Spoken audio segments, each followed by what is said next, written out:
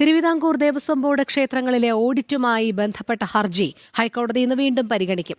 ഇതുവരെ സ്വീകരിച്ച അടിയന്തര നടപടികൾ സംബന്ധിച്ച കാര്യങ്ങൾ സംസ്ഥാന ഓഡിറ്റ് വിഭാഗം കോടതിയെ അറിയിക്കും. ഹൈക്കോടതി ദേവസ്വം ബെഞ്ചാണ് വിഷയം പരിഗണിക്കുന്നത്. രേഷ്മ ബാബു ചേരുന്നു കൂടുതൽ വിവരങ്ങളുമായി. രേഷ്മ, തിരുവിതാംകൂർ ദേവസ്വം ബോർഡ് ക്ഷേത്രങ്ങളിലെ ഓഡിറ്റുമായി ബന്ധപ്പെട്ട ഹർജി ഹൈക്കോടതി ഇന്ന് വീണ്ടും പരിഗണിക്കുമെന്നാണല്ലോ മനസ്സിലാക്കുന്നത്. വിവരങ്ങൾ.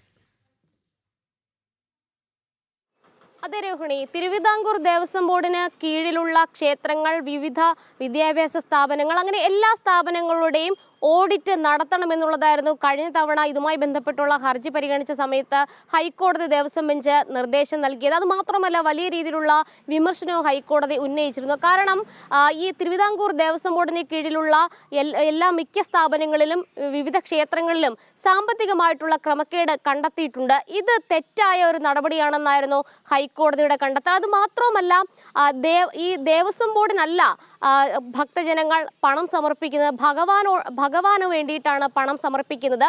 ഭഗവാനോടെങ്കിലും കടമ കാണിക്കൂ എന്നുള്ളതായിരുന്നു തിരുവിതാംകൂർ ദേവസ്വം ബോർഡിനെതിരെ ഹൈക്കോടതി വിമർശനം ഉന്നയിച്ചത്. അത് മാത്രമല്ല, 2024 നിലയ്ക്കൽ പെട്രോൾ പമ്പിൽ നിന്ന് ഏകദേശം 40 ലക്ഷത്തോളം രൂപയുടെ ഒരു ക്രമക്കേട് കണ്ടെത്തിയിരുന്നു.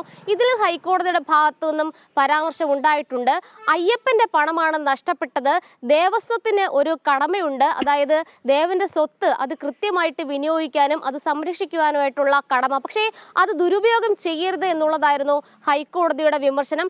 എന്തായാലും ഹൈക്കോടതി പറഞ്ഞിട്ടുള്ളത്, അടുത്ത സാമ്പത്തിക വർഷത്തിന് മുൻപ് തന്നെ കൃത്യമായിട്ട് എല്ലാ സ്ഥാപനങ്ങളിലും, ദേവസ്വം ബോർഡിന് കീഴിലുള്ള എല്ലാ സ്ഥാപനങ്ങളിലും ഓഡിറ്റ് പൂർത്തീകരിക്കണം.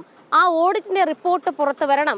ഈ സാധാരണ രീതിയിൽ പ്രസാദം, വരവ് ചെലവ് കണക്കുകൾ മാത്രമാണ് ഈ ഓഡിറ്റിന് വിധേയമാക്കുന്നത്. പക്ഷേ ഈ എല്ലാ ക്ഷേത്രങ്ങളുടെയും, വിദ്യാഭ്യാസ സ്ഥാപനങ്ങളുടെയും, മറ്റ് എല്ലാ പെട്രോൾ പമ്പുകളുടെയും അതിൻ്റെ എല്ലാ വരവ് ചെലവ് കണക്കുകളും എല്ലാ സാമ്പത്തിക ക്രയവിക്രയങ്ങളും ഈ പറയുന്ന ഓഡിറ്റിന് വിധേയമാക്കണമെന്നുള്ളതാണ് ഹൈക്കോടതി പറഞ്ഞിട്ടുള്ളത്. എന്തായാലും ഈ സംസ്ഥാന ഓഡിറ്റ് വിഭാഗമാണ് നിലവിൽ ഇതുമായി ബന്ധപ്പെട്ടുള്ള കാര്യങ്ങളൊക്കെ തന്നെ ഹൈക്കോടതിയിൽ ഹാജരാക്കുകയും രേഖകൾ ഹാജരാക്കുകയും അതിൻ്റെ വിശദാംശങ്ങളൊക്കെ തന്നെ സമർപ്പിക്കുകയും ചെയ്യുന്നത്. എന്തായാലും ഓഡിറ്റ് വിഭാഗത്തിനോട് ഹൈക്കോടതി കഴിഞ്ഞ തവണ പറഞ്ഞത് നിലവിൽ സ്വീകരിച്ചിട്ടുള്ള നടപടികൾ അറിയിക്കണമെന്നുള്ളത് തന്നെയാണ്.